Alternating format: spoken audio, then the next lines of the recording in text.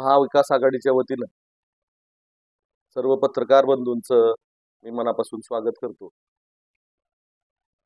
काल महाविकास आघाडीचे नेते आदरणीय माजी मंत्री जितेंद्रजी आव्हाड साहेब काल तुळजापूरला आई तुळजाभवानीचं दर्शन घ्यायला आले होते, तसेच मंदिराची पाहणी करायला आले होते। त्यावेळी भाजपच्या कार्यकर्त्यांनी तिथं स्टंटबाजी केली। त्या स्टंटबाजीचा मूळ हेतू काय हे कुणालाच माहित नाही। ना प्रशासनाला माहिती आहे, ना खुद्द जितेंद्र आव्हाड साहेबाला माहिती आहे, ना नागरिकांना माहिती आहे, ना मंदिर प्रशासनाला माहिती। आले आणि धुडगूस घालायला चालू केली। मी ह्या गोष्टीचा सर्वप्रथम निषेध करतो, कारण की ज्यावेळेस आव्हाड साहेब ज्यावेळेस सर्किट हाऊसला आले होते, आम्ही त्यांचं स्वागत केलं आणि नंतर दर्शनाला जाणार म्हटल्यानंतर सगळेजण वेगवेगळ्या ठिकाणी गेले। त्यानंतर हा प्रकार तिथं खाली घालण्यात आला। त्यानंतर आम्ही डीवायएसपी साहेबांना बोललो की मूळ ह्यांचा अजेंडा काय होता, की इथं त्यांनी धिंगाणा घातला। जाताना जवळजवळ पूर्णपणे पोलीस फोर्स होता, येताना 2-3च पोलीस त्या ठिकाणी महाद्वारातून आणि त्यांच्या बरोबर आलेले दिसले। म्हणजे ह्याच्यामध्ये पोलिसांचा पण निष्काळजीपणा दिसून येत आहे। आज मला वाटतं की सत्तेमध्ये महायुतीचे आज सत्ता आहे, त्यामध्ये भाजप प्रमुख पक्ष आहे। दररोज VIP या ठिकाणी येत असतात दर्शन घ्यायला। परंतु मला एक सांगावं असं वाटतं, इथल्या भाजपचे जे पदाधिकारी आहेत त्यांना 20-30 जण येऊन या ठिकाणी गोंधळ घालणं हा फार मोठा पुरुषार्थ नाहीये। तुमचं काय निवेदन असेल? आजपर्यंत जे काही या ठिकाणी मंत्री महोदय येत आहेत, त्यांचं काय, आमचं काय म्हणणं आहे, विरोधी पक्षाचं म्हणणं काय, ते सुद्धा आम्ही त्यांना निवेदनाद्वारे दिलेलं आहे आतापर्यंत। परंतु असा धुडगूस घालणं हे चांगलं नाही। या पुढील काळामध्ये आम्ही जसाच तसं उत्तर देणार आहोत। आज त्यांनी हळद उधळली, उद्या आम्ही बुक्का तोंडाला लावू। परत म्हणू नका, ही सुरुवात आणि ही तुळजापूरची संस्कृती नाहीये आणि हा पायंडा तुम्ही पाडू नका, एवढाच या इशारा ह्या पत्रकार परिषदेच्या माध्यमातून मी ह्या भाजपला देत आहे। आज तुम्ही बघितलं ही घालणारी धिंगाणा कोण होते? गावातले ड्रग्स माफियाच आहेत सगळी, हे आरोपी ड्रग्स मधले। ह्यांनी तुळजापूरचं नाव बदनाम केलेलं आहे। आज जामिनावर सुटून आलेलं पिटू गंगणे या ठिकाणी खबऱ्या म्हणून त्यांना सोडवून आणलेलं आहे। आज ह्या गावाला ह्या ड्रग्स कीड लावलेले अख्ख्या महाराष्ट्रामध्ये तुळजापूरचं नाव बदनाम करण्याचं पाप त्या भाजपवाल्यांनी केलेलं आहे आणि त्यांनाच घेऊन आज बावनकुळे साहेबांचा सत्कार केला जातोय। ही दुर्दैव आमच्या वाट्याला आलेलं आहे की आम्ही तुळजापूरकर म्हणून। नक्कीच या ठिकाणची सर्व महाविकास आघाडीचे नेते या ठिकाणी आपल्याला बोलणार आहेत। परंतु मला सांगायचंय की काल आमच्यापैकी त्या ठिकाणी कोणच नव्हतं। ठीक आहे, आम्ही सत्कार करून गेलो। काल आमचे ज्येष्ठ नेते भास्करराव दादा मुंडे त्यांचा 7 वाजता अंत्यविधी होता, त्यामुळे आम्ही तिकडे गेलो। काही कार्यक्रम असल्यामुळे सगळे विस्कळीतपणा आला, परंतु असं न होता या पुढील काळामध्ये महाविकास आघाडीचा कोणीही नेता येऊ द्या आणि जर असा प्रकार जर घडला तर आम्ही येणाऱ्या कोणीही असू द्या, मग त्याला जसाच तसं उत्तर देण्याचं काम या ठिकाणी महाविकास आघाडीचा एक घटक पक्ष म्हणून मी या ठिकाणी करत आहे। काही प्रेझेंटेशन मध्ये स्वतः राणा पाटील आणि बऱ्याचशा प्रेझेंटेशन मध्ये त्यांच्या वतीनं या ठिकाणी मंदिर गाभाऱ्याची दुरुस्ती करणं जाणार आहे, शिखर खाली करणार आहेत म्हणून ते स्वतः बोललेले। सगळ्या महाराष्ट्रात झालेलं आहे। त्या अनुषंगानं या ठिकाणी बऱ्याच लोकांनी हे केलेलं आहे की हे मंदिर कितव्या शतकातलं आहे, जवळजवळ 11व्या शतकापासून आपल्या इथं इतिहास सापडतो की त्यावेळेस पासून बांधलेलं हे जर मंदिर आज जर आपल्याला जर पाडायचं म्हटलं तर त्या ठिकाणी पुरातत्व विभागाची परवानगी असेल.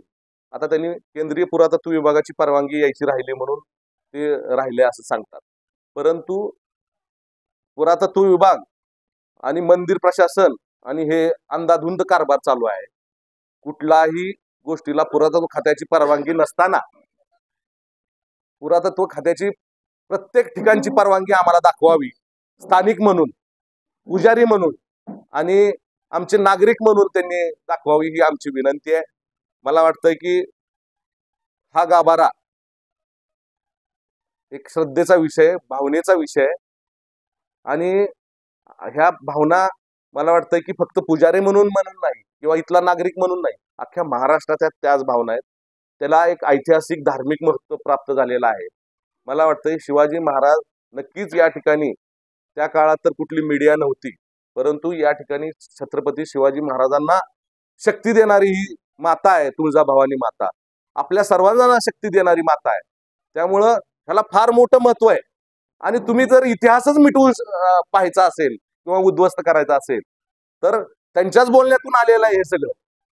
मी तुम्हाला सांगू इच्छितो की हे शिखर आम्ही खाली करणार आहेत म्हणून.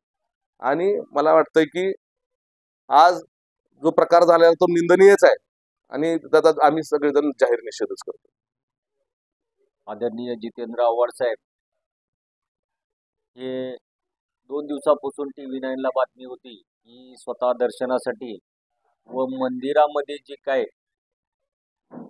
काय सध्या चालू आहे पाडापाडीचं प्रकार, ते आई भवानीचे भक्त असल्यामुळं त्यांना थोडं मनाला लागल्यामुळं ते पाहणी करण्यासाठी आले होते. पाहणी करत असताना त्यांनी सगळी पाहणी केली व ते पाहणी करत असताना भाविकांच्या त्यांनी विचारलं की हे तुम्हाला जे मंदिर आता जे दिसतंय, हे जे काही पाडणार आहेत, हे जे काय हे लोकांनी काही षडयंत्र केले उद्ध्वस्त करायचं, हे तुम्हाला मान्य आहे का? इथल्या भाविकांनी 99% भाविकांनी हे आम्हाला मान्य नाही असं त्यांनी स्पष्ट सांगितलं, हात वर करून सांगितलं. भाविकाचा विरोध असताना या आमदार महोदयाला मंदिरामध्ये येऊन जे तुळजापूरचं देवीचं भाविकाचं हृदयस्थान असलेलं, तुळजापूरच्या पुजाऱ्याचं आराध्य दैवत असलेलं हे तुळजापूर उद्ध्वस्त करायचा हे राणा पाटलानं ठरवलेला. आणि हे जे काल षडयंत्र भाजपवाल्यांनी केलं हे राणा पाटलांनी सांगितल्याशिवाय केलेलं नाही. आणि राणा पाटलाला वाटत असेल की आम्ही तुळजापूरमध्ये केलं, तुम्हाला ग्रामीण भागामध्ये फिरायचंय, आम्ही राष्ट्रवादीचा एकटा कार्यकर्ता येऊन त्याची गाडी अडवून दाखवू. हे असं चालणार नाही. लोकशाहीमध्ये तुम्ही तुमचे विचार मांडा, आम्ही आमचे विचार मांडतो, लोकाला पटतंय ते करा. पण हे तुम्ही जे करत आहेत हे हुकुमशाहीच्या मार्गाने चाललेलं आहे. हे ज्या दिवस चालणार नाही. मी याचा सज्जड सल्ला मी राणा पाटलाला देतो. हे राणा पाटलाशिवाय झालेलं नाही, मी ठामपणे सांगतो. स्वागत करतो. आणि एवढ्या कमी वेळेत तुम्ही सर्वजण इथं मोठ्या संख्येने आल्याबद्दल मी तुमचे मनापासून आभार मानतो. काल आपल्या महाराष्ट्र राज्याचे माजी मंत्री आणि राष्ट्रवादी शरदचंद्रजी पवार साहेब गट यांचे नेते आणि श्री तुळजाभवानी मातेचे निस्सिम भक्त माननीय जितेंद्रजी आव्हाड साहेब काल देवीच्या दर्शनासाठी आले होते.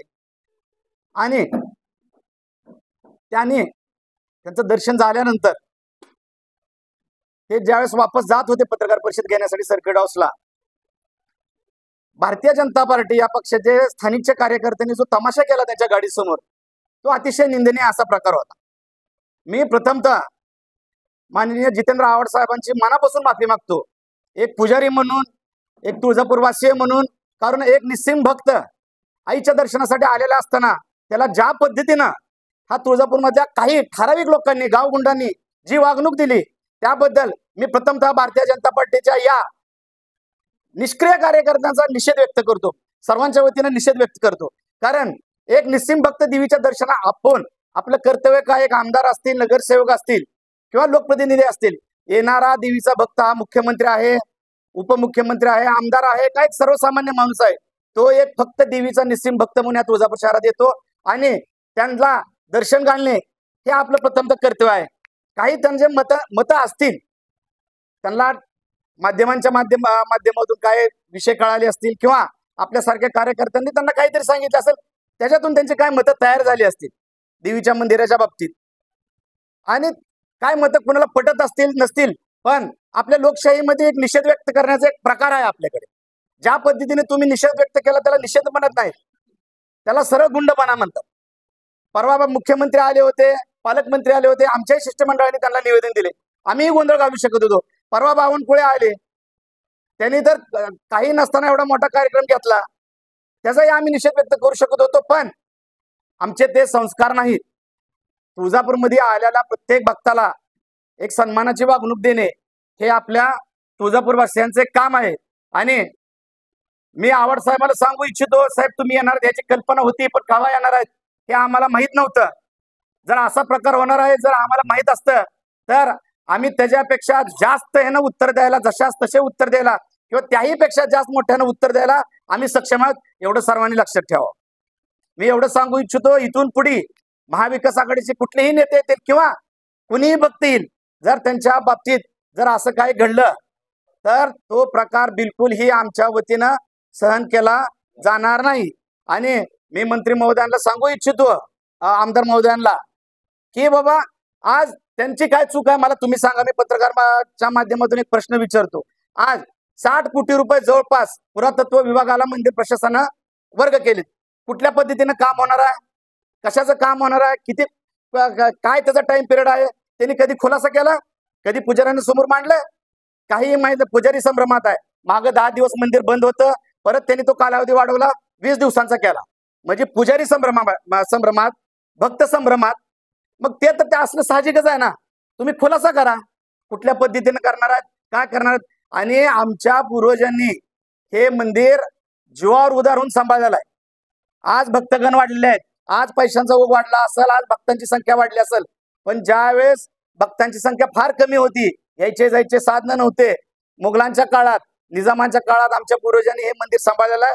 त्यामुळं 6 वर्ष, मागील 6 वर्षांमध्ये आमदार झालेल्या लोकांनी आम्हाला मंदिराची कशी काळजी घ्यायची हे शिकवू नये. मी अजून एकदा माननीय आव्हाड साहेबांची मनापासून माफी मागतो आणि महाविकास आघाडीच्या वतीने, तुळजापूर शहराच्या वतीने मी दिलगिरी व्यक्त करतो आणि झालेल्या कालच्या प्रकाराचा जाहीरपणे निषेध करतो.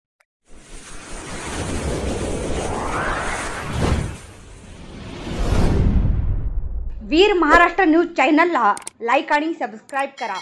धन्यवाद.